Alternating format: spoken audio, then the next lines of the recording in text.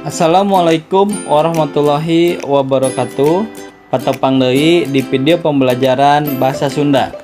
Dinten ayeuna urang bade diajar materi pangjejer acara kanggo di kelas 8. Tapi sataacan ka video pembelajaran, mangga urang sami-sami ngadoa supaya materi anu bade dipelajari ku urang mudah kanggo dipahami.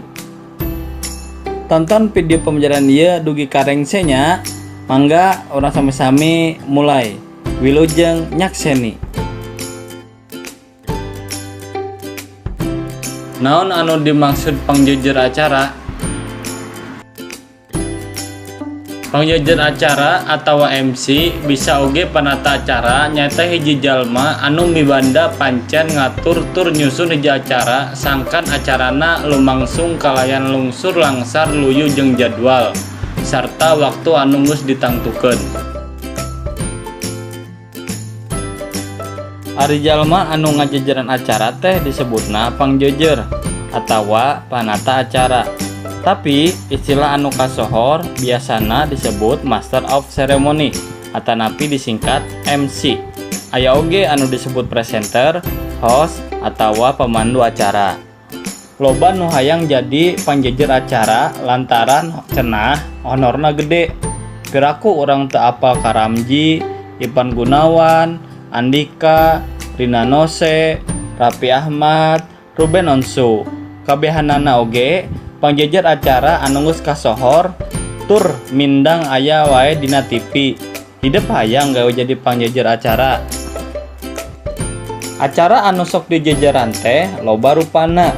Aya acara anu resmi, aya oge acara anu teu resmi. Acara anu resmi upamana acara-acara seminar, lokakarya, jeung seserahan. Acara anu teu resmi saperti kumpulan keluarga jeung hiburan. Acara resmi biasana runtuyanana teh nyoko kana 4 hal, nyaeta anu kahiji bubuka, anu kadua sambutan, anu katilu acara pokok, anu kaopat doa sareng penutup. Dina ngajejeran acara oge aya aturan-aturanana. Pon kitu deui, lamun orang jadi pangjejer acara atawa MC kudu merhatikeun syarat-syarat ieu.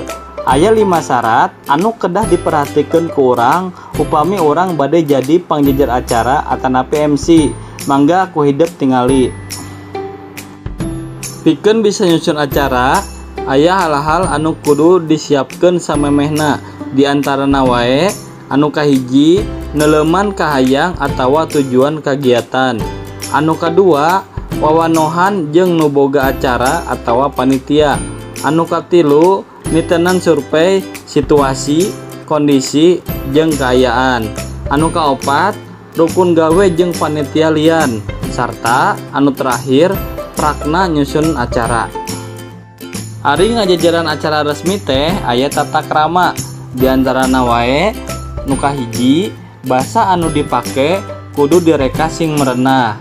Anu kadua make pakaian anu sopan atawa pakaian anu luyu jeung sifat acara. Anu katilu lamun mawa naskah acara ulah loba teuing maca naskah.